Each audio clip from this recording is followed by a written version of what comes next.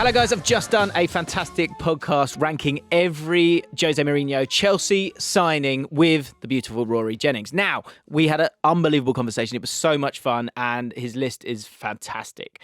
But we did realise halfway through that we have missed about 4 or 5 names. So don't worry, enjoy it all.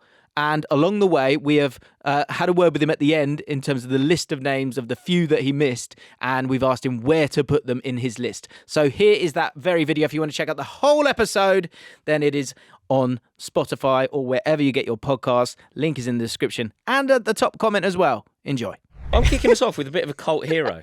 Do you know there is a thing now within the Chelsea fan base that if you were there on the day that this guy played, it's a little bit of one of those moments. I don't know, QPR, maybe if you were there when Trevor Sinclair scored the bicycle against Barnsley. I was. Off the Danny Maddox cross. Yeah, correct. Right? Yeah, if you were there for that, it kind of matters, right? Yeah. I went to Walsall to watch Papi Djilobodji. How did he play in that game? Mate, I vaguely remember him playing because it became a bit of a thing. Like, we were there when he played. Right. You know, there are songs still sung that we were there when Pappy played. It's a thing. Oh, really? It's wow. a thing. So he's got an element of kind of cult hero status in the most mediocre of ways possible.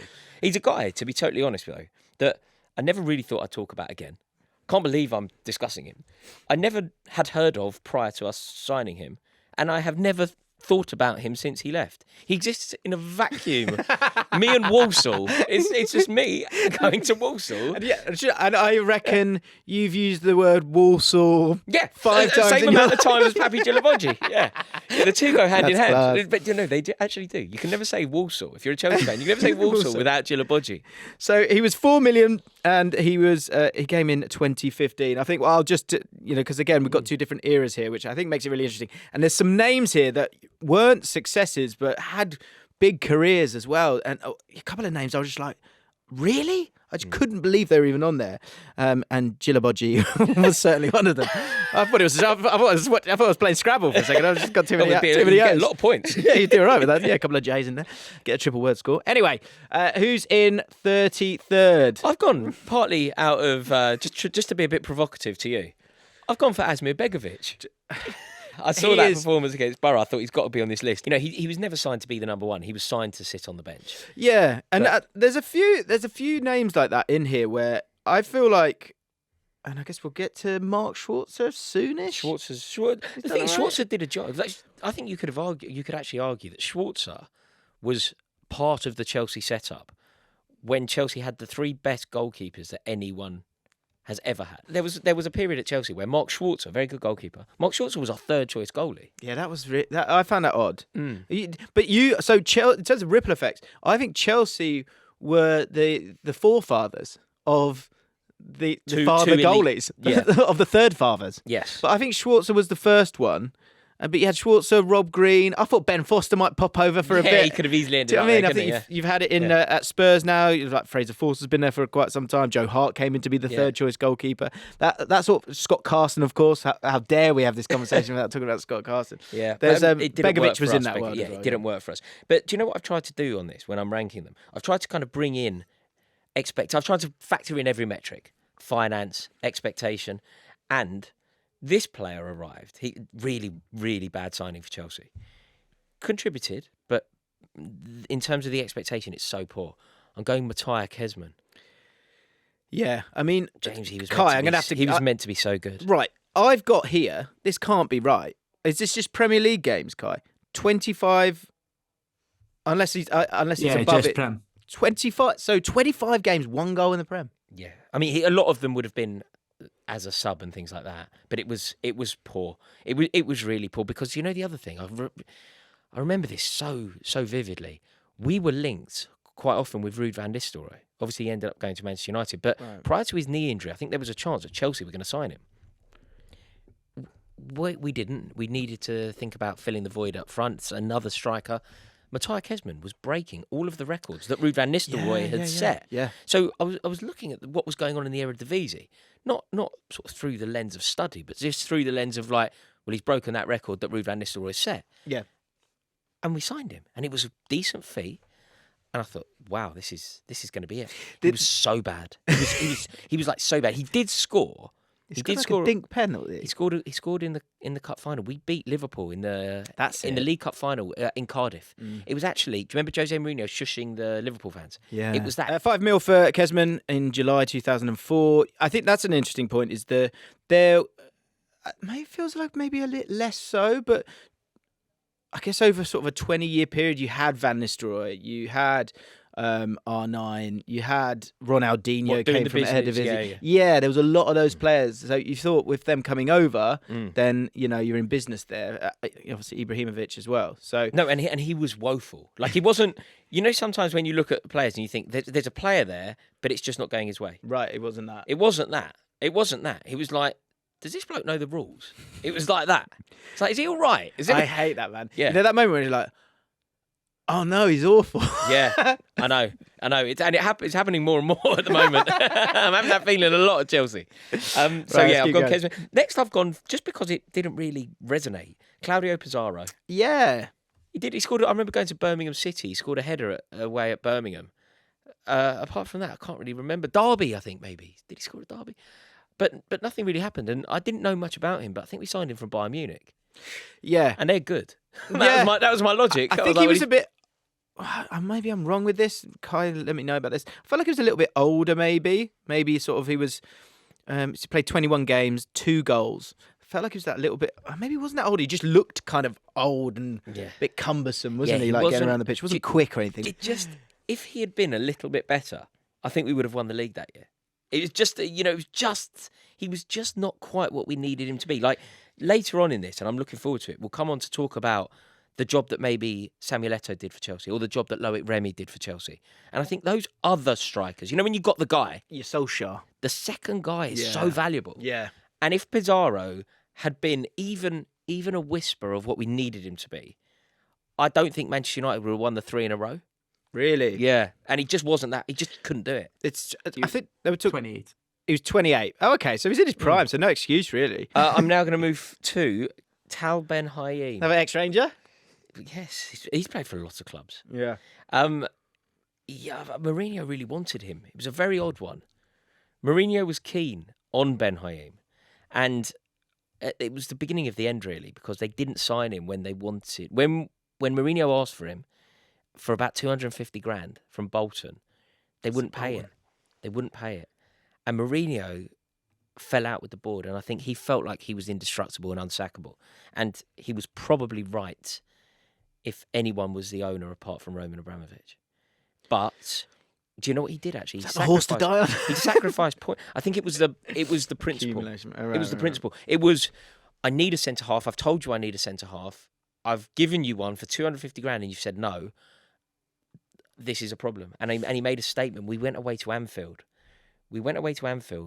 Just before we signed Ben Haim. We signed him a bit later. But we played away at Anfield and we lost 2-0. And to make a statement, Jose Mourinho played Michael Essien and Paulo Ferreira centre-halves. Do you know who scored a great goal that day? Jermaine Pennant. Jermaine Pennant scored in off the bar. But I remember going up to Anfield. I was in the back of my dad's cabin. I'm looking at the team and I'm just going, I can't work out where people are playing. I can't work this out because we've got too many midfielders and we have literally no centre-halves. Like, there's literally no centre-halves on the pitch. We eventually did sign him and turns out the board were right. 13 games, signed in July 2007. Yeah, didn't do a huge amount. I mean, solid Premier League player, I guess, obviously for Bolton. Not at our level, though. No. He was never a Chelsea. No, he was never a no, Chelsea player. No. We were in the Champions League with ambitions of winning the Champions League. He also went into a back line. He couldn't believe his luck. He's looking around. He's thinking, God, you lot are really good, man. Like he went into probably the best back line in the world at the time. What Terry Cole? Terry Cole, Carvalho, and Ivanovic was soon to be there. Yeah, wow. It's about as good as it gets. So understandably down there. So he's down there. Steve Sidwell. I'm going to have to probably make this kind of like 2 separate ones, but there's a few here. Like Steve Sidwell, Yuri Yarosik. There's very little between. Like just not good enough. So is this because if anywhere along the way there's like batches? Yeah, there are batches. Is this a batch now? Then, I think there's a big batch. If you want to, I think there's a. Oh, give me a batch. Okay, I'm going to give you a batch. They're all totally interchangeable. Just batch me. Distinctly average, totally interchangeable footballers who were signed for Chelsea by Jose Mourinho. And you're looking at Bubba Rahman, Kennedy. Sorry, this is what we did. This is what we did with Paul as well. It was like he was saying how like this is their. I was saying like this is their life's work, and you've just described them as totally interchangeable. Yeah, there's no difference here. Missed. Yeah, I don't know the difference between them. You know, if you if you showed me like 5 members of Backstreet Boys or 5 members of NSYNC, they're totally interchangeable. I got no idea who does what. There's absolutely no difference. Their life's work. There's absolutely no difference between Kennedy for Chelsea and Matt Miazga for Chelsea. I've got no idea. Absolutely no idea. So they can be back together. I think Steve Sidwell is part of this. Steve Sidwell's become a little bit of an icon now or whatever, but distinctly average for Chelsea. So, and almost, I think he kind of admitted that he wasn't good enough. Do you know? I mean, that's what I was going to say. So I think he's one of my favourite pundits. I do like listening to him talk about the game. You said it about Ben Haim. I think there is a jump up to the team that's going for a title. Yeah, being whatever. a good player at Reading is very different to being a good player for Mourinho at Chelsea. No, and that's why when Sidwell came through the door, I remember thinking, well, you're not going to play. No, but he did. That was the problem. Right. But he did. Another number 9. We'll get onto this. Yeah. I've got a bit of a bombshell for you.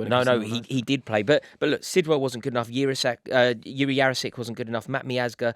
Kennedy. Do you remember the fullback we had? Yep. Kennedy, Kai just sent me a picture of him with a full tattoo on his head instead of hair, but it's not hair. I think it's a picture of... Do you know Kennedy could have been good? Mother Mary. I think he was a little bit wild. But I think footballing ability, like he scored a great goal. I went to Carrow Road and he scored we beat Norwich 1-0 and he scored the winner. But he was just, did he go to Newcastle and misbehave up there? Like he was just problems. Yeah, he never seemed to be settled, did he, wherever he was? And then he's one of those players who's like, oh, he's over here now, is he? Oh, he's playing over there now. Exactly. So in that batch you've got, in order, from 27 to 24. Right, I'm going to go Steve Sidwell, Yuri Jarosik, Matt Miazga, Kennedy, Bubba Rahman and Felipe Luis are all into... Felipe Luis was the best of that bunch. He was a good player, Felipe Luis. Yeah, Felipe Luis, was it one where like... I feel like he was clearly good because outside of it had a really good career. Bit like Scott Parker, I guess, but I guess he went to a better club. But it just for some reason didn't work at Chelsea. He was a very good player for us though. Like he also had a brilliant song. You know, sometimes the song gets sung. That'll bump you up the list. Yeah, we used to do... Felipe Luis, sign from Atletico. Yeah. And no one's in time. Exactly, yeah. No, it was 15.8 mil, 2014, 15 games. Yeah. Yeah, he was a little bit unfortunate. He was good. He was just very unfortunate that Cesar Azpilicueta turned into one of the best defenders that the Premier League's ever seen. He was just very the timing of it. Bubba Rahman, I know so little. Bubba Rahman. I keep thinking of the boxer. Yes. Yeah. No. Yeah, it's a whole bunch. There's a whole bunch there. But now we're on to one that we can discuss. Somebody that potentially could have worked, and that would be Radamel Falcao. So I had no recollection of Falcao playing for Chelsea. Scored against Palace. You don't remember that? No, yeah. Were you there at Palace? No, it was at Stamford Bridge, but I was there. I didn't. I wasn't even. Yeah, I sort of actually now I can starting to see the kit and see him within it all. Obviously, just had a bad time in the Prem, like generally. But with Falcao, he just wasn't fit. It was quite sad. Yeah, it was quite a sad story because Radamel Falcao probably put in the best performance I've ever seen against Chelsea. The single best performance I think I've ever seen with my own eyes was Falcao in Monaco. Even playing for Atletico Madrid in Monaco in the Super Cup. Oh, sorry, right. And mate, I've never really seen John Terry baffled and out of his depth. It's the only occasion where it happened. And Radamel Falcao, he scored a first half hat-trick, James. He scored a first half hat-trick. He was frightening at one point. He had that sort of like, do you remember Salas? Marcelo Salas, great, he did have. Yeah, and when quite stocky, big bots. And again, sort of like, that kind of look, wearing a red kit. Yeah. I think of him for Chile beating England, and Salas was like, that goal. Whoa, he was class. They beat England 2-0. I remember that as well at Wembley. Sorry, again, showing our age. Right, so we are up to... We are up to now. Now we're getting into some good players, I think. I've got another batch for you, because I couldn't really separate them. It's Kurt Zouma. What are you describing this batch as? I'm describing this batch as good, but uninspiring. Okay. Perhaps we'll call it had their moments. Okay, yeah, that feels kind of. Had their moments. Gave and took at the same time as the first. And yeah, keep them guessing. And their moments are Kurt Zouma, Victor Moses, Andre Schürrle. All did well. All were good, but all were probably not good enough. Yeah. Zouma, you were sort of waiting for him to be the guy, and he was like off on loan to different clubs, and he was good at those clubs. Everywhere he went on loan. Yeah, was it at Stoke, and he was at Everton. Yeah. I think he did really well at Everton. No, he's a very good player, Kurt Zouma. Still, I would say he's a very good player. He just isn't quite good enough for us. But Mourinho, he's the reason why it's important to acknowledge that he, overall, looking back, he's a good player. Like, I think this is the line now where these are now good players for Chelsea. Sure. The rest were bad players for Chelsea. Kurt Zouma played a massive role on multiple occasions for Chelsea. Notably, Jose Mourinho, this is Mourinho at his best. You know, Kurt Zouma played central midfield against Tottenham at Wembley. Central midfield. And he was masterful. We beat Tottenham 2-0 at Wembley in the League Cup final, and they were good. 15. They were good, Tottenham. You know, it was one of those where we worried. Right. They'd beaten us the last time we played was 2008. They'd beaten us. So we felt like we had to exact revenge. Why did he play Zouma in midfield then? I think we had a bit of an injury crisis, and I think we were worried about Eriksen. Right. And it was a Mourinho master. You know those famous Mourinho masterstrokes? It was one of those. Played Kurt Zouma central midfield. Chelsea won the game 2-0. Yeah, he had a lot of good moments for Chelsea, Kurt Zouma.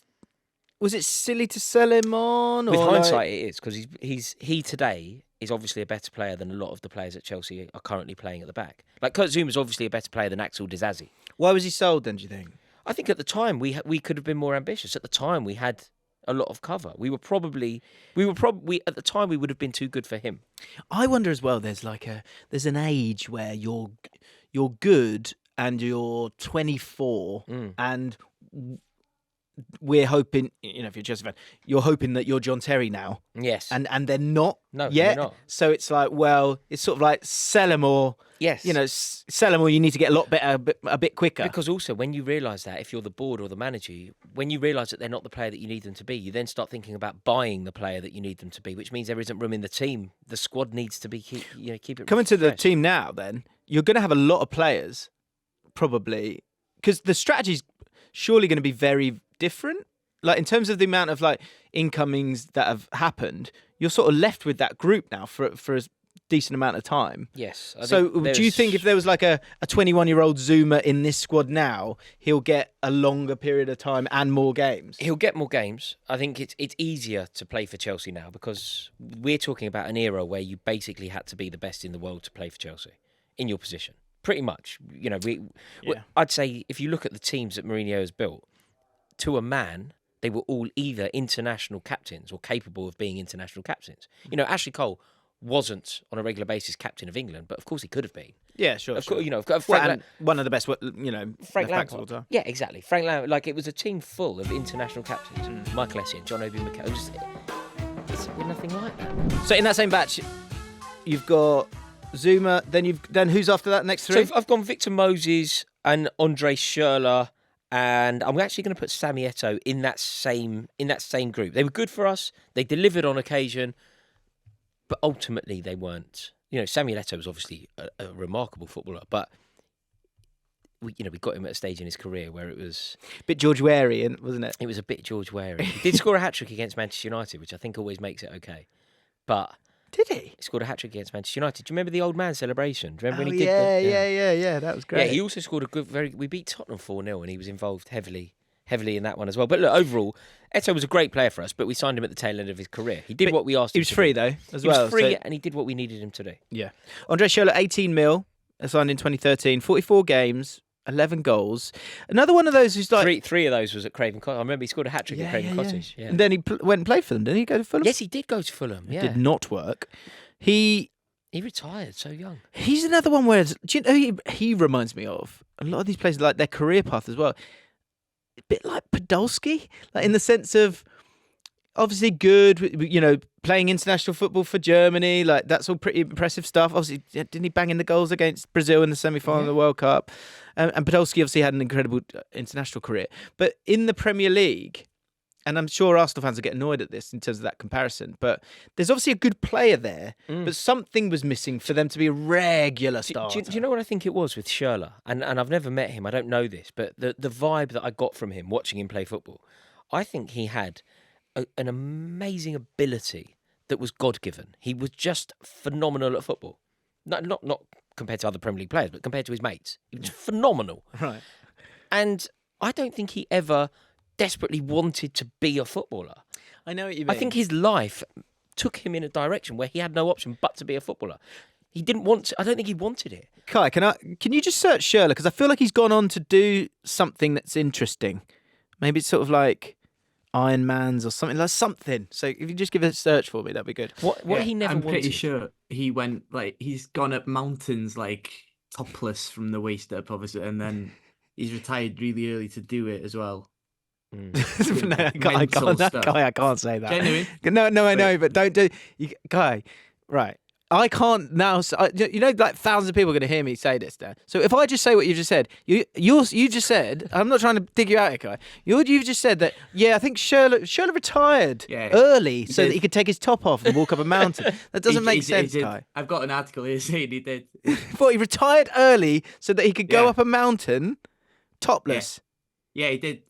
The shock decision to retire before the age of 30, then all right, up a mountain half we'll put it in the edit. Hands up. If that's true, that's true. I'm sorry, I'm having a conversation which you guys can't hear. But Kai has stuck to his guns there. He threw it out there. I thought it was dangerous. But apparently, rrle retired early to take his top off and go up mountains. Now, that does sound like someone who isn't thinking solely of football. Yeah, he hasn't got. He doesn't. For an hour. The Ballon d'Or is not his sole ambition. Yeah, exactly. It's not about getting his followers up or investing in property. Fair enough. Understand that. But he was solid, wasn't he? He was a good player, one that won't be remembered forever. Yeah, he's not going to have a statue built or anything like that. Loic Remy, which spoke about, obviously, another ex-QPR, bought from QPR, was had those electric moments in him. Struggled to stay fit. Glorious finisher. Yeah, great finisher. Glorious finisher. When you really needed him to score, he would. Should have had a better career. Yes, he was very unlucky with injuries, wasn't he? Was he at Newcastle? He's more talented than Kalou for me. Of course he is. Yeah. Of course he is. Yeah. No, Loic Remy could quite easily have had a similar career to, say, Louis Saha. I was just thinking that, yeah. He had the ability, it just circumstance. Yeah. Different kind of player. Bit more... sort of like a Nelka Henry hybrid. Yes. But a wonderful finish in his locker. And stepped in, got some goals in that. And was vital for us in terms of winning the league. No, very good player, like Remy. Liked him a lot. Next on the list, I've gone for Giuliano Belletti. Cult status at Stamford Bridge. Oh, he obviously won a Champions League, didn't he? He scored the winner. Eto'o and Belletti. In that final. Yeah. Eto'o and Belletti. So, again, ripple effects there. Chelsea legend already as he stops Arsenal from winning a Champions League. 4 million in 2007. Played 54 games, 5 goals. Do you know I sometimes confuse him and Ferreira? Paulo Ferreira. Ferreira, yeah. No, he was a fantastic... I mean, Paulo Ferreira is a much better player than Belletti. But Belletti was very good. Very liked, very popular. He was fantastic for the make fans love you. The skill of making fans think you've had a good game, whether you've had a good game or not. So, win the 50-50. He would always win the 50-50. He would make sure that he would foul the player that was disliked in the opposition. He would make sure that he would do that. At the end of the game, he would always clap the fans. I was going to say, it's some players sort of and it's become I think it's become a huge thing this year of the sort of, the arms up, get the crowd going. It's become massive now. But back in the day, that was a bit more... There was the odd person who would do that. Yes. Who would over-interact with the audience. Was Belletti one of them then? Belletti was so into fan culture. He just loved the away support. He just got it. And fans can be suckers for that. Yeah. The performances weren't always that relevant because he'd score from 30 yards. He had a ping on him. Score from 30 yards against Middlesbrough and dive headfirst into the away fans. People love you, right? Of course we love you. Yeah, I love that. So no, he was good, and obviously his name, in terms of syllable wise, it fits perfectly for the do do do do do do do do Yeah. So, Giuliano Belletti. So it used to go. So no, it used to go. He's a very good player. Not great, not particularly. Do you know when you compared him to Ferreira? Do you know who's actually comparable to? Zabaleta. Oh. He's a Zabaleta-y kind of player. You know, just for that physical, aggressive, robust. Yeah, I know fullback. what you mean. Football's funny, isn't it? Because who had a better Man City career, Kolarov or Zabaleta? But I would say Zabaleta, right? Yeah. Who is a better footballer? Kolarov. Yeah. Football's Yeah. that's how it works. Yeah. You don't have to look great. Yeah. So Belletti had the... Belletti, he was all right. Belletti was Likeable was character. good and did the job that we needed. But now this is the point in this podcast. Now we're very close to talking about icons. These are like Mourinho's best here. This is Mourinho's best work. Okay. And it starts. So if these aren't icons, are we just in the legend zone? We might be legends. We're bordering on that. We're just bordering on top tier players. Which basically means whoever the next name that you say is, they are not legend status. They're not legends. Because I can hear your mind going. No, they're not legends. Not you. They're not quite Not you, legends. sir. We're bordering on legends, but we're not there yet. Okay. Florent Malouda. Florent Malouda, Luda, Florent Malouda. Ooh, ooh. Mate, we went to Ayia Napa. We went to Ayia Napa. We played Apoel Nicosia. Right, we played Apoel Nicosia in the group. I remember going. This is like an amazing thing, and obviously we've both got kids now, so you're really like going to get this. Chelsea draw Apoel Nicosia in the group. I went for a week. And then, imagine having that flexibility. Imagine having that time. Yeah, Chelsea are playing on a Wednesday night. I'm flying in on the Sunday. Yeah, I'm flying on the Wednesday. Yeah. You're leaving a bit tight. No, the Wednesday before. Yeah. I went to Ayia Napa. Like the game wasn't even in Ayia Napa. Just went to Ayia Napa for a week. That's mega, mate. Yeah, and we, do you know what? We had all inflatables. But if you ever meet Florent Malouda, which is highly likely, Is it? of course it is. No, he's about. He's is he knocking about? Is he? He's about, and you've got status of your own. Oh, God. If you ever do me a favour. Will you ask him about the inflatables in Nicosia? Because honestly, our away was full of like blow up crocodiles and all that. Amazing. And he came over. He scored. He came over, and he was like. Yeah, he was like mucking about. Yeah. He's like sitting on a flamingo, like he's loving it, absolutely loving it. So what number is he on the list then? Florent Malouda is number 15. 15. He's number 15. So, and with some big names to come. These are all big names now. How good was Florent Malouda then? Was he, we kind of touched on him earlier. Inconsistent. 35 goals in 149 games. He was inconsistent. Had 1 year. And Double where did year. he play again? What position? He played on the left wing. Yeah. Left of a front three. Yeah. But it was a good front three. It was like a very good front three. More a forward than a winger? Yes, more of the very, very much inverted forward of today. He was maybe one of the first. What he was frustrating. So sometimes you rewrite history with players because you remember the good moments and you forget the bad. Or the opposite. Or the opposite, in fact, Yeah. yes. But Tommy Williams. with Malouda, he was incredibly frustrating, incredibly inconsistent, quite often anonymous.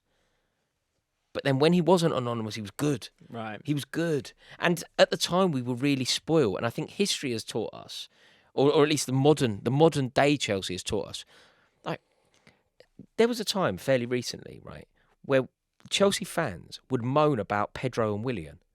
Oh, these two. Because it wasn't Duff and Robin. Right. Because it wasn't as good as Joe Carter. Like, it wasn't as good as that. But like, we'll talk about Willian and Pedro soon. Very good players, right? I don't think that people realise how good Malouda was until you've seen Timo Werner play football. Right, you got the other one. Yeah. Yeah. So Florent Malouda's legacy at Chelsea has been massively amplified In recent years. That's hilarious. Yeah, he's obviously. I think his best year was with maybe Won a double. Yeah, Won a double. Yeah, He was that year. Came Him alive, and Joe yeah. Cole that year. We were spoiled. Him, Joe Cole, and Florent Malouda in the year that we won the double, our only ever double. Carlo Ancelotti's year. Like, we scored 100 goals that year. Yeah, We scored 100. Friday, mate, yeah. Yeah, like we won just as a microcosm of our dominance. We needed to win on the last day of the season. We won 8-0. You know, one of those where you're just like, God, this could be tight. We need a win. You never know what Man United are going to... What? Yeah, 20 8-0. minutes in, you're 4-0. Yeah. Ridiculous like that. So, no, Malouda will always be welcome at Stamford Bridge. Okay. If he's ever... He's welcome, but he's not a legend. He's welcome, but he's not a legend. Next up, Ooh. I've gone Thiago Mendes. Right. Who we spoke about. I'm looking forward to it. So, go and watch the 2004-2005... Oh, God, I hate that even saying that. Season and the goals that are scored. And actually, I can't remember if it's that season or maybe the season after. There's a goal that he scores against... Old Trafford. Yeah. When Mourinho just goes... Like Mourinho, if like camera cuts to Mourinho goes... Yeah, unbelievable. Yeah. It's it's such... You know what he's like?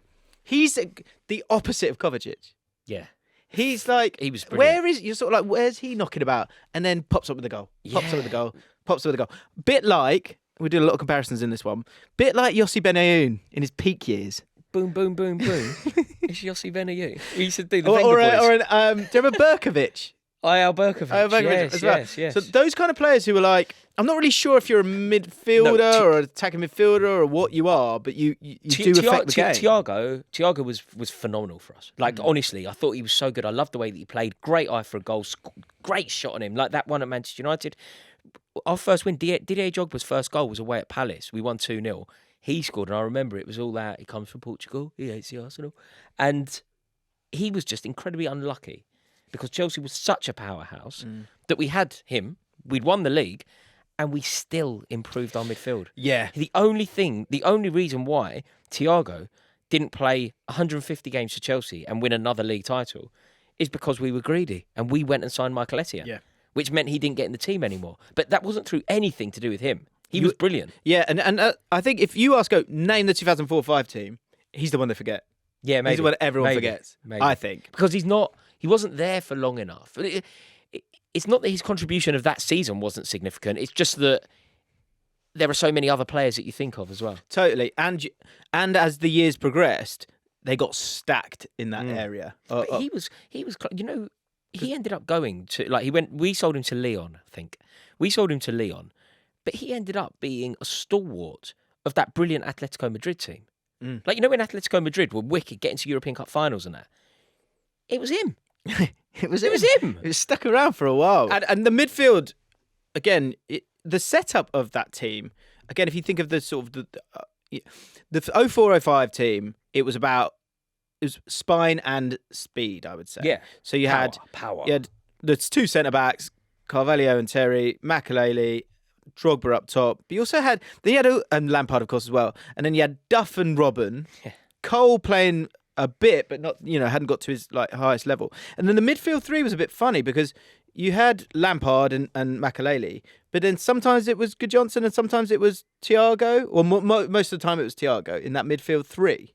Gudjohnsen would have played in that era. Gudjohnsen was very much centre forward. So in what I saw, he was saying that I watched this thing and he was saying that generally you're right, absolutely right. But then there was the odd occasion where he would, because it was almost fluid, but it wasn't really it wasn't really a 4. It was a 3 kind of thing because Gudjohnsen was kind of like dropping in to get involved. So it's one of those where you're just categorising it a little bit. But Thiago Mendes, he was sort of like part of it as a 3, which is not a powerhouse midfield 3 that you would imagine. No. For such a team that was so powerful. He was just fantastic on the ball, though. He could spray the ball, great shot. Just neat, wasn't he? He was just good footballer. Neat. Really good footballer. Okay, we're going to go. These can be grouped.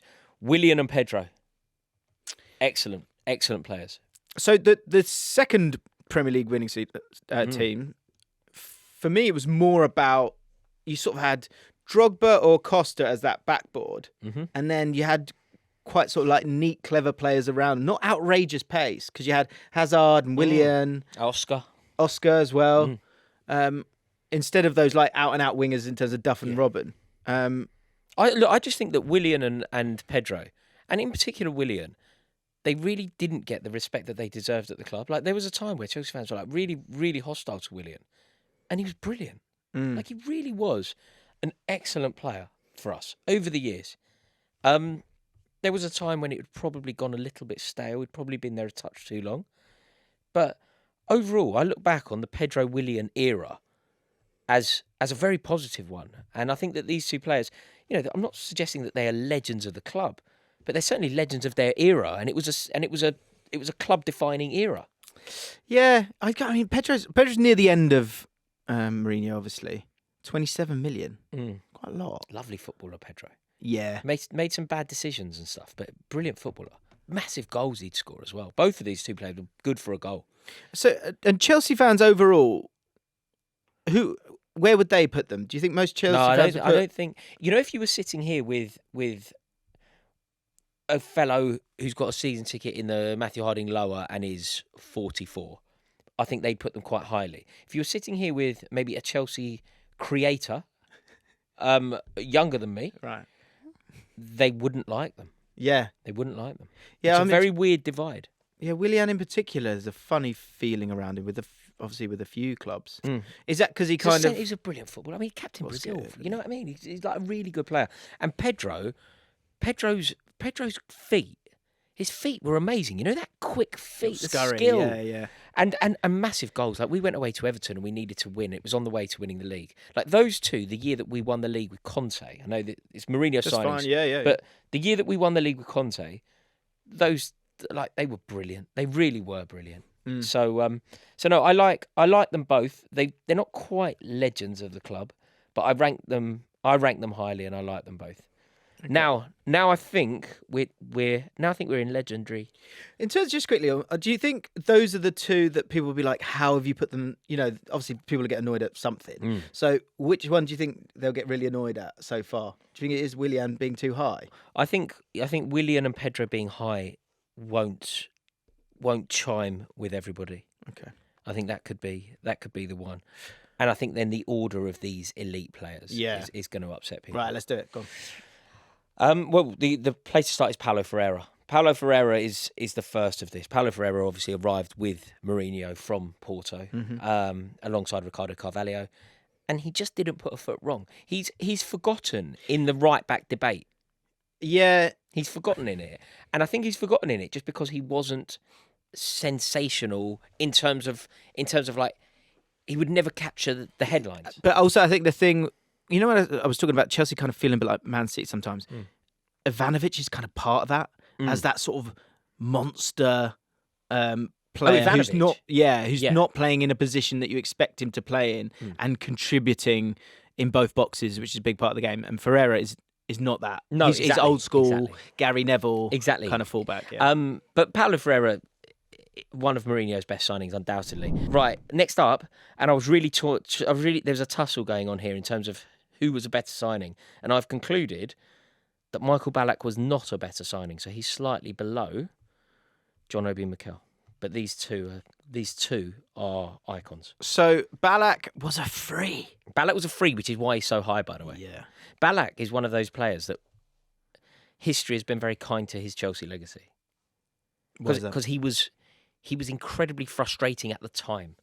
Like, as a man who was going to football all the time then, I remember fans being... That. Yeah. I was like, move it quicker. It was all a bit slow. It was all a bit predictable as well. But he was still a very good player. And I mean, he's captain of Germany for free. Yeah. He's captain of Germany for free. And he was... Do you know what I nearly called him then, which he really isn't? What I wanted to say was he's a winner. But he's a loser. He's actually famously not. He's actually famously not. I mean, he had some big moments for us. But do you know what he was, though? On an individual basis, he was clinical. He was a winner. If you go, who's someone who's comfortable scoring goals, and show me that in some way, you give Michael Ballack a ball and go, could you take a penalty for me? Yeah. Mate, I'll tell you what else you could do for him. Like, cross it in and go, do you reckon you can get your head on this and put it in the back of the net? The answer is a resounding yeah. because he was fantastic for that. Like, they're good. We beat Manchester United at home. He scored both goals. We then went to Old Trafford. We played Blackburn in the semi-final of the Cup. He scored both goals. He was a very good player for us. Do you know what as well? We played Bayern Munich. It's one of the best nights at Stamford Bridge. We played Bayern Munich when he was playing for Munich. It's the best goal Frank Lampard has ever scored in his career. He scores this goal past Oliver Kahn. It's just beggars, it's just like bewilderingly good. Left foot, off the chest, takes it over his head on the volley, spins and hits it. It's amazing. It really went off with the players, proper. Not like today. It's not like today when James Maddison has a row with Neil Maupay and they take it outside. Yeah. And they take it to Instagram. Oh, you're rent-free in my head. You don't score enough goals to have your own celebration, mate. Like, can you two just have a fight or pack it in? But Oliver Kahn and Michael Ballack really tried to put it on Lampard and Terry. Whatever happened. But part of the reason that Chelsea was so desperate to sign him was because they were like, this is the guy, man. Yeah, again, exactly. Just like a proper He played bloke. very well for us when he was playing for Leverkusen as well. Very good for us. He was very good against us. Ballack, 105 games, 17 goals. Yeah, I think he was just as big a name as he was sort of Lampard with probably better technique and less energy, and therefore Lampard wins overall. Oh God, Of course, by a mile. Yeah, I mean, look, Ballack was a very good player for us, and one of Mourinho's best, but not one of Chelsea's best. Yeah. But now we're talking John Obi Mikel, and I think everybody from here on up is not only Mourinho's best. These are the best players to have ever played for Chelsea. A lot of these in their positions, these players. If you did a Chelsea all-time 11, from here on up, every player is in contention to be in Chelsea's all-time 11. Really? Yeah. Mikel's one of them. John Obi Mikel is a brilliant player. Brilliant player. He might not be that good, but he is in contention. He is perfect. And the other thing about him is, you know, when we talk about maybe the Champions League final, everybody talk about Drogba, right? Drogba and Cech probably. In fact, you know who else gets a mention? Ryan Bertrand. Yeah, doesn't he? Also? Ryan Bertrand, Petr Cech, Didier Drogba. The man that deserves it. I've watched that final more than I've watched any other game. It is John Obi Mikel.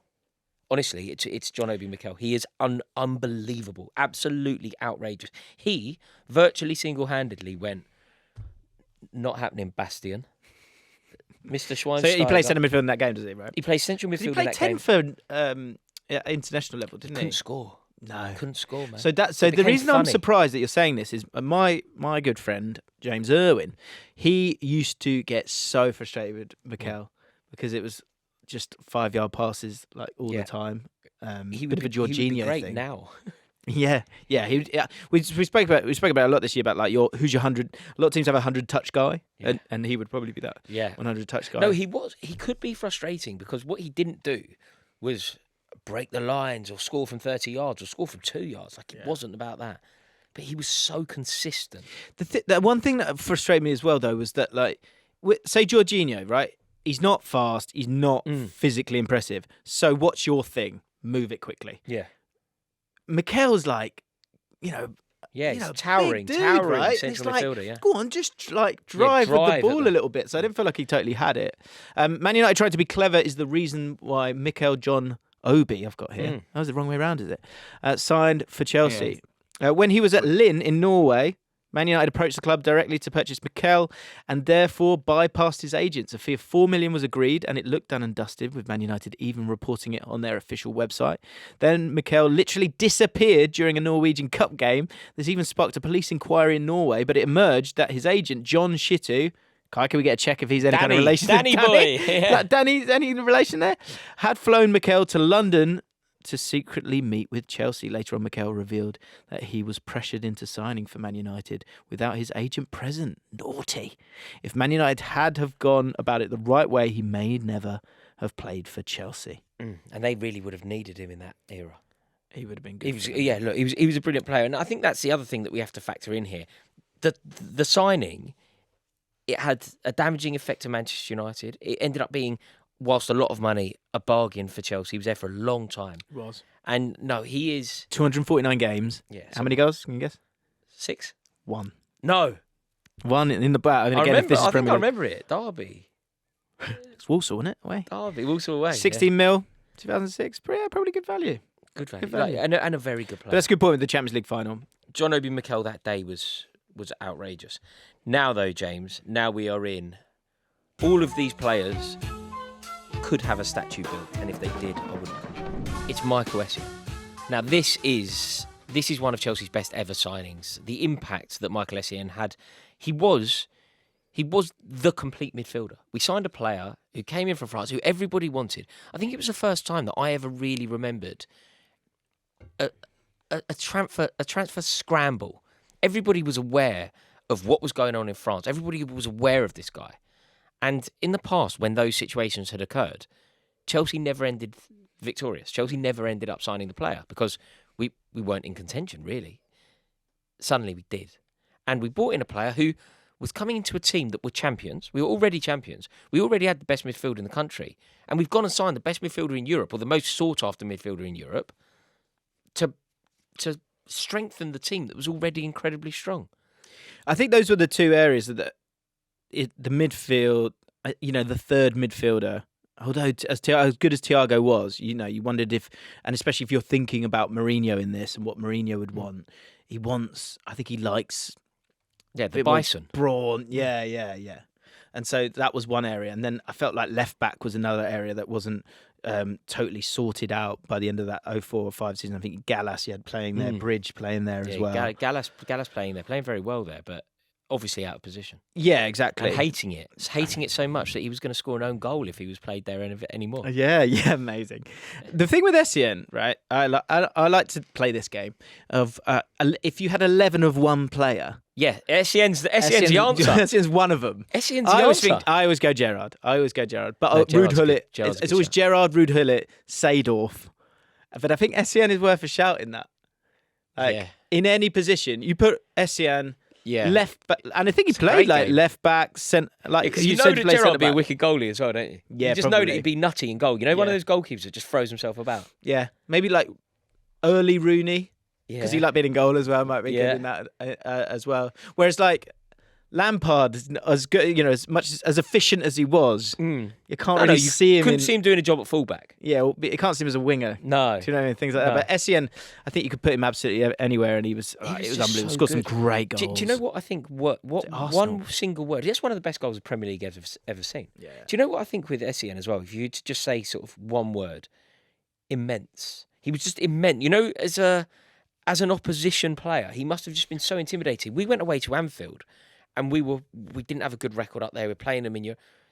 His job was strictly to mark Steven Gerrard. Right. Gerrard didn't touch the ball, James. Like Gerrard literally didn't touch the ball that day. Do you know, that's a great point. And again, this is the Mourinho kind of mentality mindset, and that's why Thiago doesn't survive. Yeah. Because when you set up, your midfield three, and you always like you play centre midfield. You go, all right, who's 8 and 10, or who are we got here?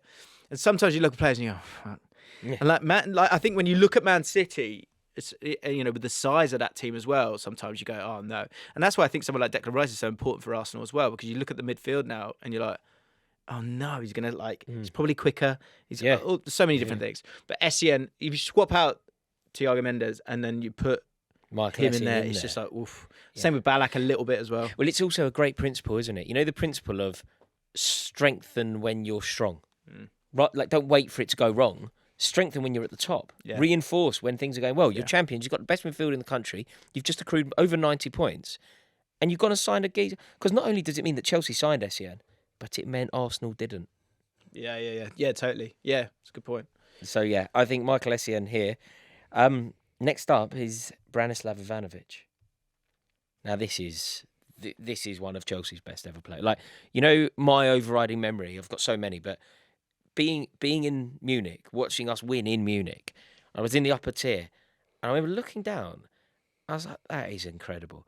And it's just Branislav Ivanovic celebrating, sat on a crossbar. And a few years later, when people were being quite hostile to Ivanovic because his legs went, his legs went. We played Swansea first day of the season. It was just over. Yeah, that was horrible. Yeah. That was the end of Mourinho. It was Ava Mendes, of course, Conera. Yeah. He. Ava Mendes. Ava Mendes. Different pod. Yeah. But yeah, he was. I just remember saying to people, unless you've sat on a crossbar celebrating a Champions League victory, can you just shut up? Like, this guy is an icon, and you're being so disrespectful. Bars like that, didn't have a place for them then. Now you could have that. Yeah. Yeah, absolutely, man. Like, and again, sort of before his time in terms of a fullback that doesn't look like a fullback who affected the game. And again, look at the goals from those seasons.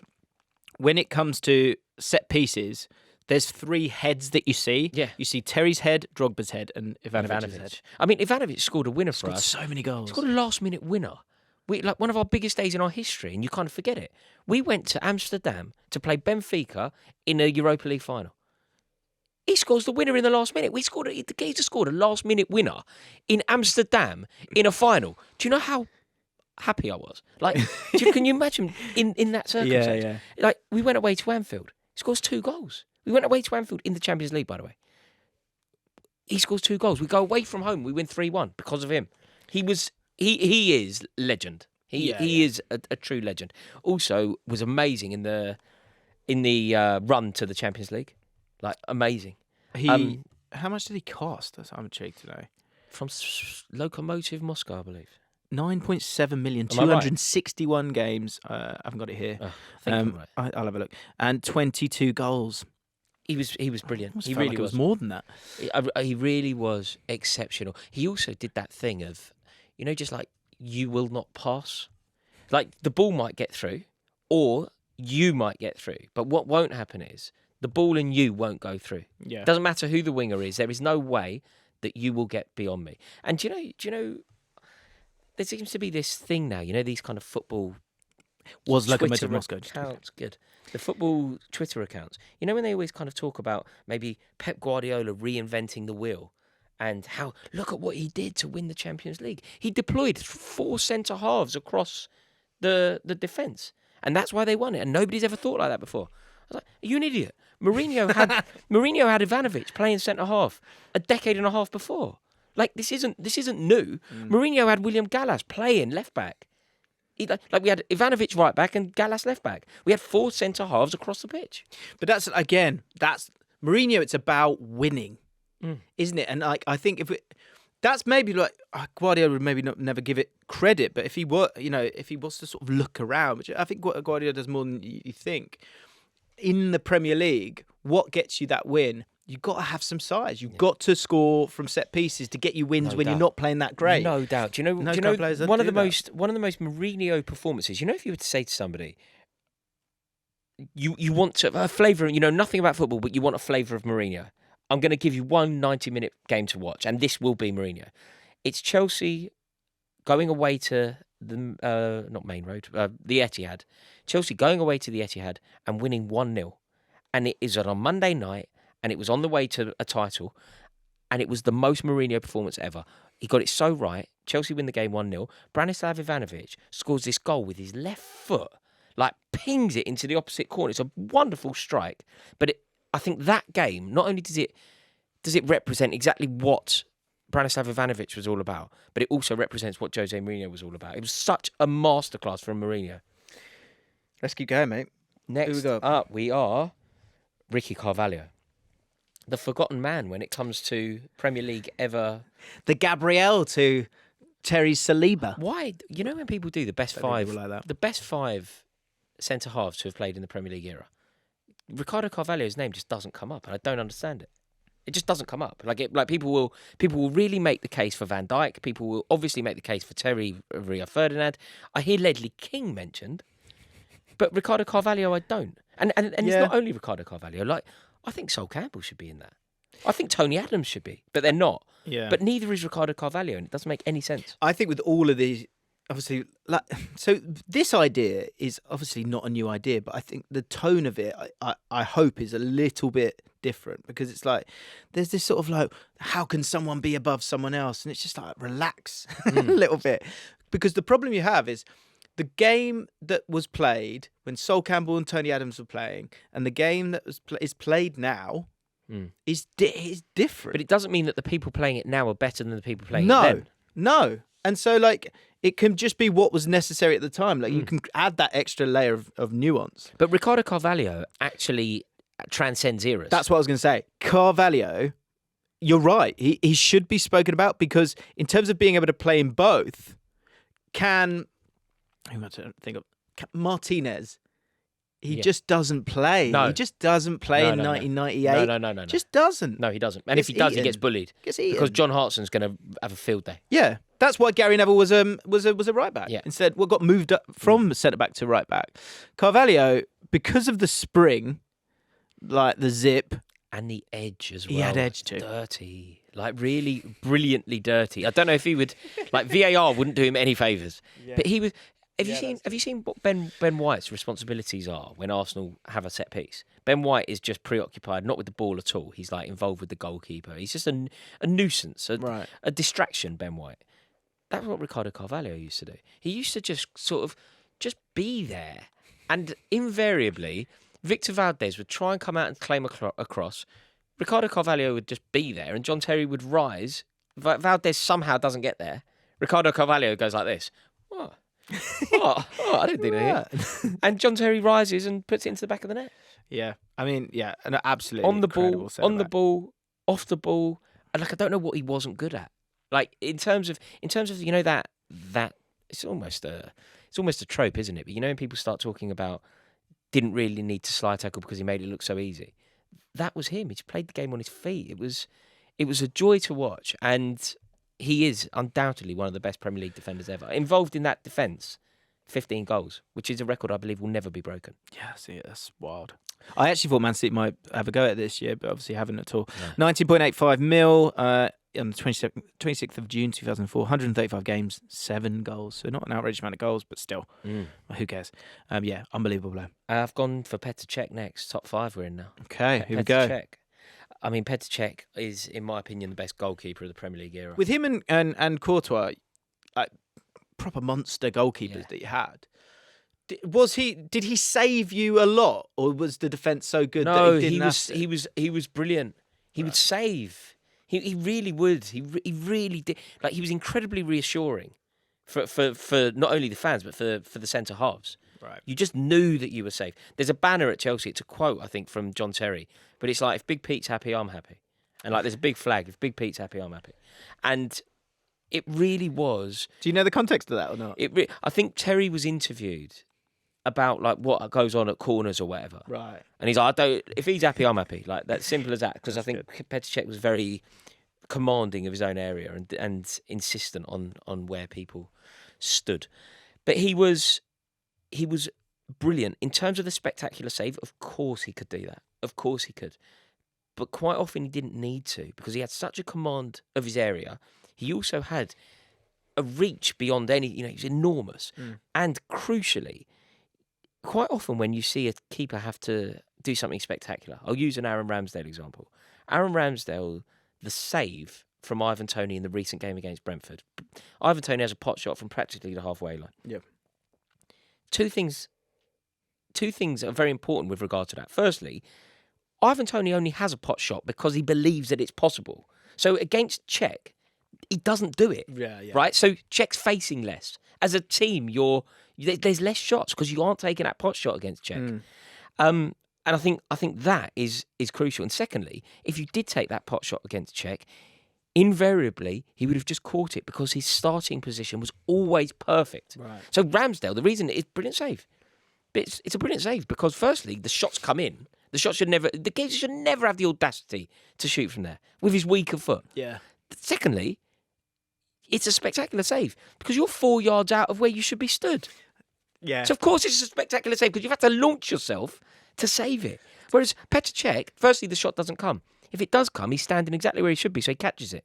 Another example of that, I was thinking as you were saying, so Michael Carrick, I bet his numbers weren't that great, right? But if you actually went and watched the game, there would be moments where the opposition, they get their head up, look to play a pass. I go, oh, Carrick, he's there, right? You play another pass. So the ball, like you say, the ball never ends. He's not intercepting it because they're scared to play it around. Yeah, because he's already figured it out. Yeah, great point. No, Cech is right there. 7 mil, 333 games. 7 mil as well. Yeah, which actually was the highest for a goalkeeper at the time. But I think, divide that 7 million by 333 matches and a lot of trophies, it's definitely worth the money.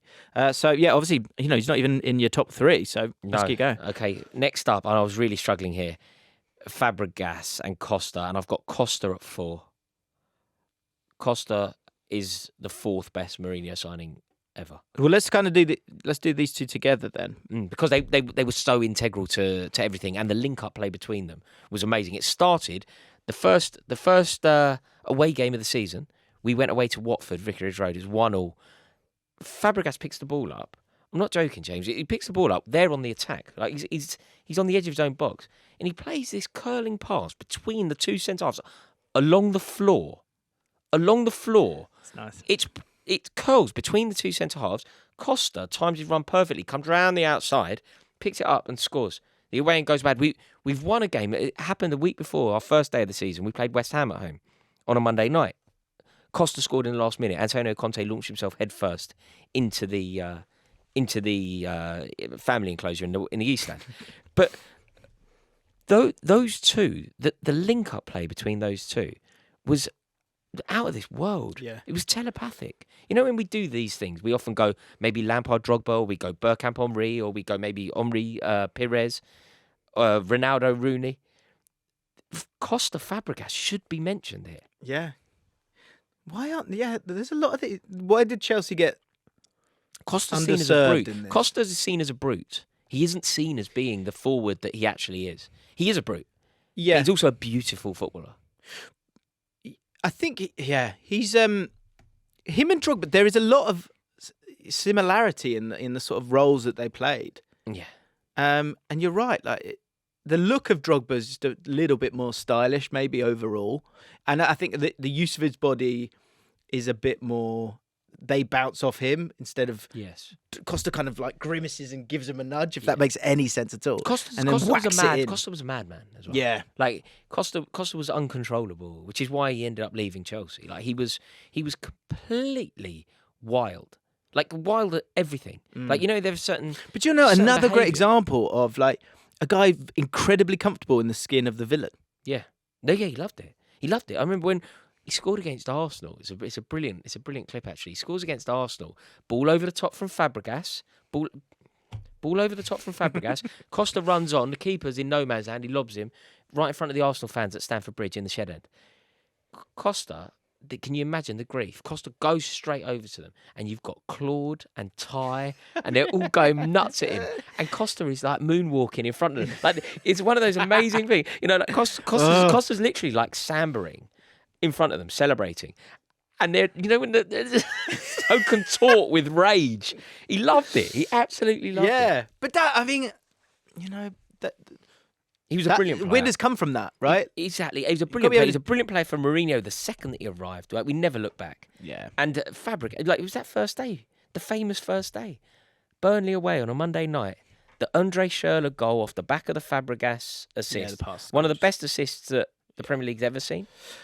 Yeah. Well, but I think he was littered with those assists because he had such vision. He was able to see. We did a video on the channel about slow players being great managers, and there's a clip from him at Chelsea, and it's him, Willian, and Hazard doing this drill where there's 3 cones in the middle. Yes, and he wins the race. And he wins the race because he just he goes straight. Yeah. He goes straight, and then picks the last one. Exactly. Whereas the others are going, sprinting like lunatics. Just too clever. No, too clever. Fabregas, one of the best players the Premier League's ever seen. Like, he had the ability to play passes that really good footballers, for whoever you think's a really good footballer, like excellent top tier footballer.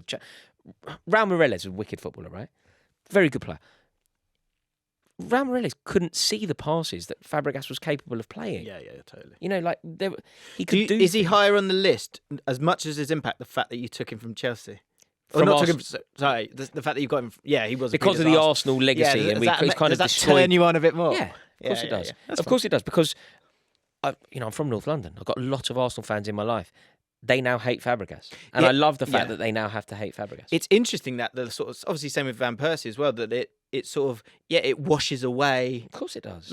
Like Van Persie was obviously at Arsenal loads longer, and should have a much deeper affinity with both of them with Arsenal. No, but you can undermine it. You can undermine legacy. How you leave, isn't it? Yeah, you can undermine legacy. Like look at Pochettino at Tottenham. Like they hate him. Yeah, you know, and they're right. You know, I still haven't forgiven Ida Johnson for going to Tottenham on a 6-month loan deal. But I mean that road's well trodden though, isn't it? Anyway, so Fabregas right up there. Fabregas, like Costa 4th, Fabregas 3rd. I love Fabregas so much. And again, with Mourinho might have signed them, and that's kind of what we're working with here. But like he went on, didn't he? Like with the Conte thing, a lot of these players went and did great stuff with other managers. Right, top 2. Top 2. Here we go. 2 is Ashley Cole. He was very nearly number 1. He's just not quite number 1. Another one who takes from Arsenal. Yeah. We said with Cech there, 7 mil in 2004, 6 million for Ashley Cole in 2006. Plus Gallus. Plus Gallus. Plus Gallus. 229 games, 7 goals. And yeah, in terms of that sort of bolstering thing, that left side, which we kind of alluded to earlier, was an area that they wanted to get sorted out. We've just brushed knees there, guys, if you want to peer behind the curtain. And Ashley Cole obviously comes in and he was amazing. Ashley Cole is undoubtedly the best left back to have ever lived. Like, don't compare Ashley Cole. No, I'm serious. It really winds me up. When people start trying to compare Ashley Cole to other good left backs in the Premier League era, don't do. If you're going to compare Ashley Cole to anyone, you have to bring up Maldini. Yeah, like compare. Yeah, you can compare him to Carlos Marcel. Like, if you want, I think Ashley Cole is the best of the lot. But if you want to compare him, I don't want to hear you say the words Leighton Baines, because it's ridiculous. I can't have the conversation. Do you know what I mean, though? Like, I'm just like, no, okay, I need to stop talking to you because you're giving me a migraine. Like, if you want to compare Ashley Cole to anyone, have the debate: is Ashley Cole better than Paolo Maldini? Have that debate.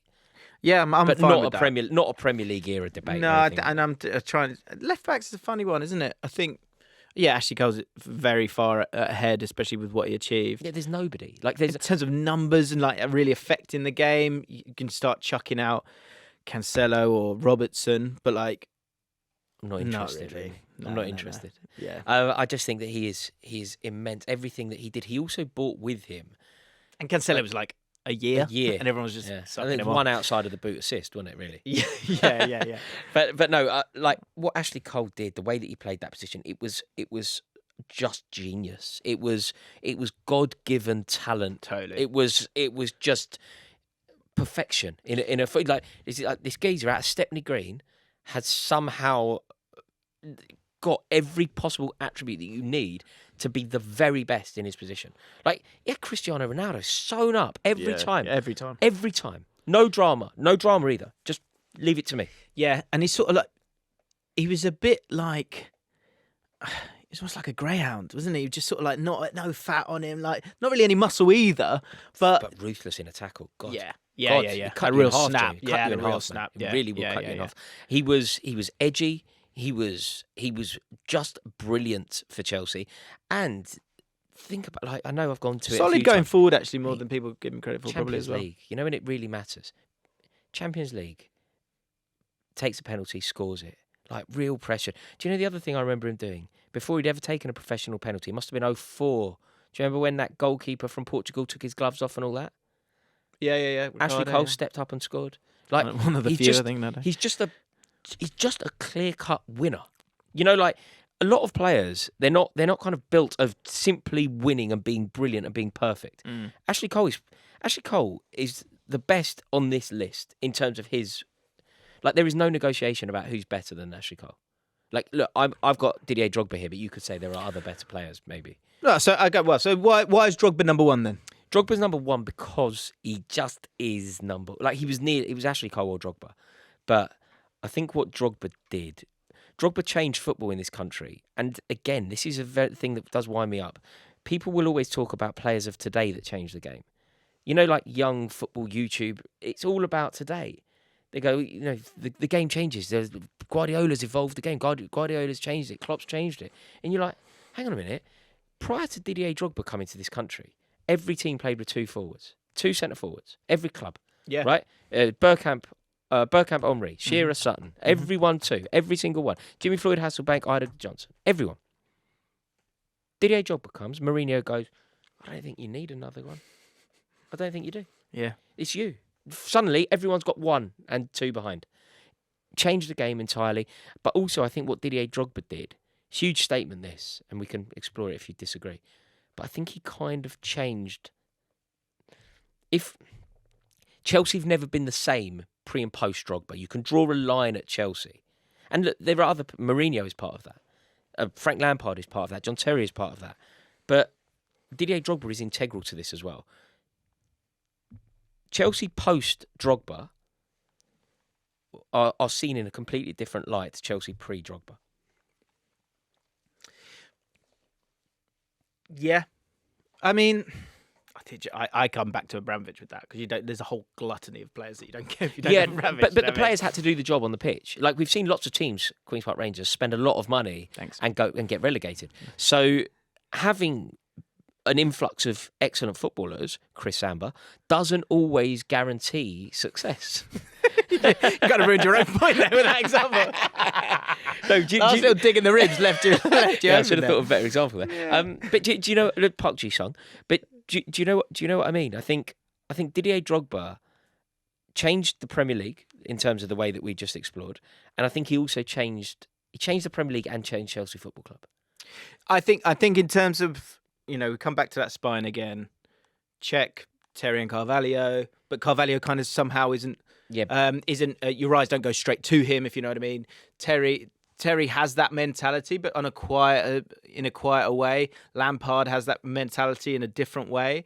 But Drogba, in terms of being that sort of like lightning rod for the team, in terms of what you are about, having your chest out, being a winner, finding a way to win, and when you get those moments, taking those moments, he is probably the best symbol of Mourinho on the pitch. Absolutely, and therefore everything you want as a Chelsea. Completely. And when I was saying that Chelsea were never the same after him, it's because of the trophies that he won. It's because of the club that we became, and no one person was more responsible for those trophy wins than Didier Drogba. Yeah. Like in every final he scored. Think about what happened in Munich.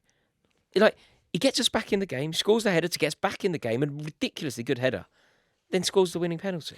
The header is a joke. The header's a joke. It's a near post, far post header. It's near post and whips it into the far post. Yeah, it's wild. Like rips it into. He's ahead of the near post, and he whips it into the. Like, how do you get that spin on the ball to whip it back? But that's it.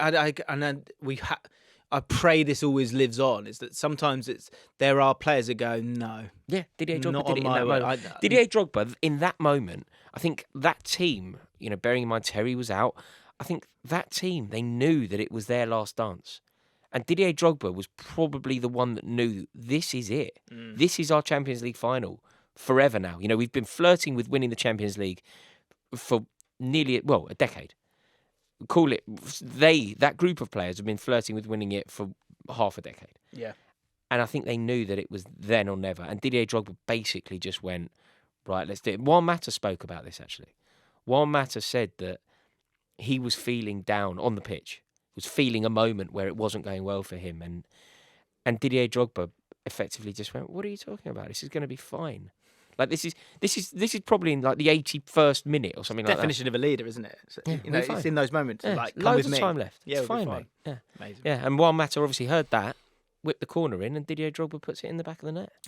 Obviously, you can't really calculate this, but in terms of like goal per history writing.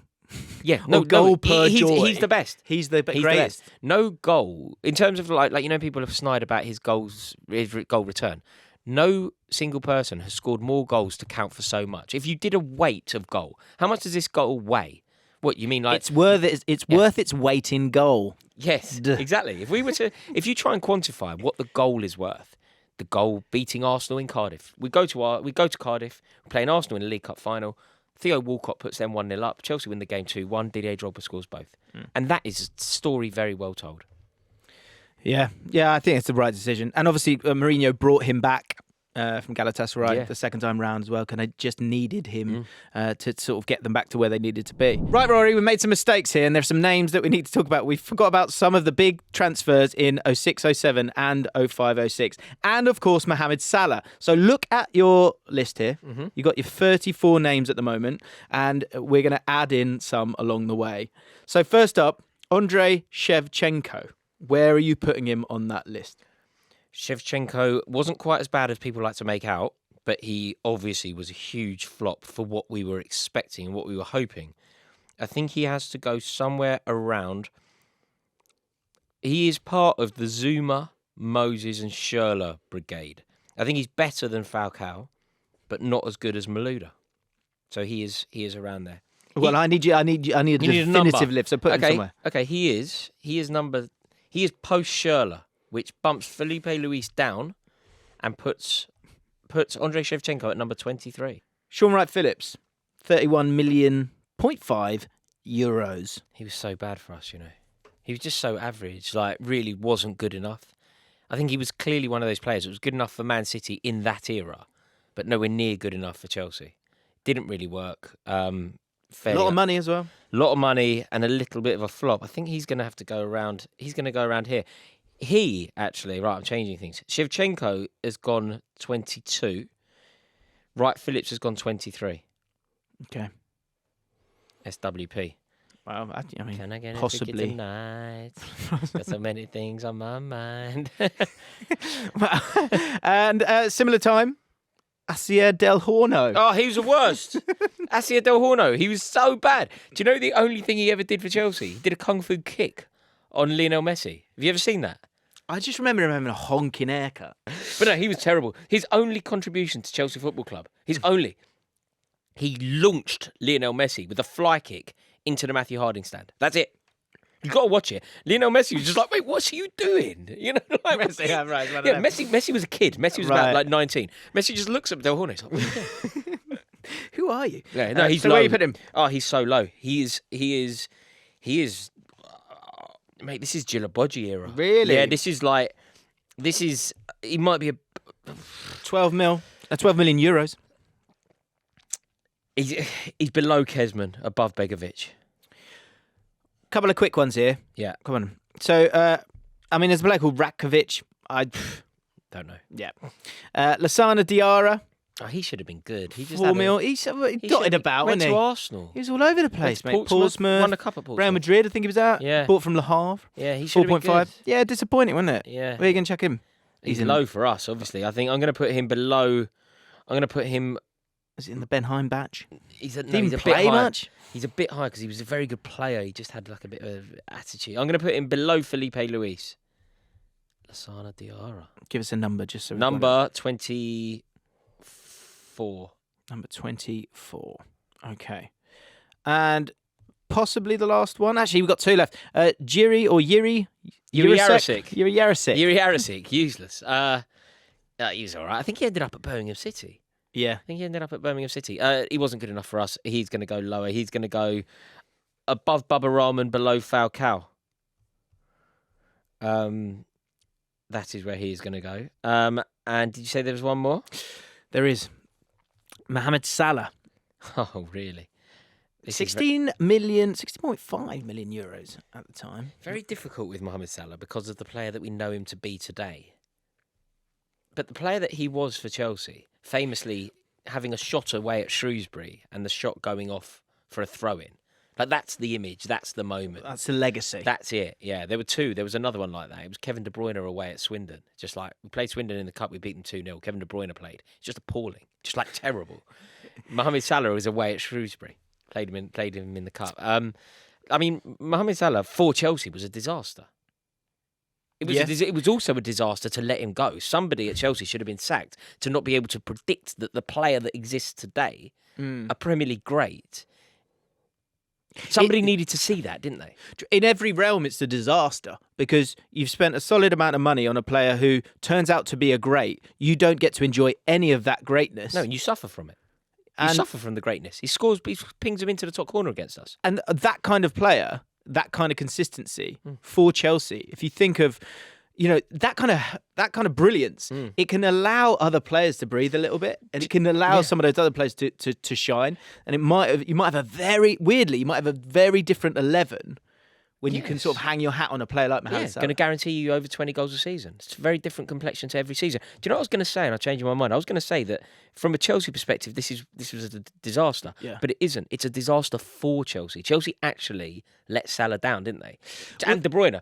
Somebody at Chelsea, whoever's responsible for this, needs to look at that player when he hits the corner flag at Shrewsbury and go, yeah, that's what you see.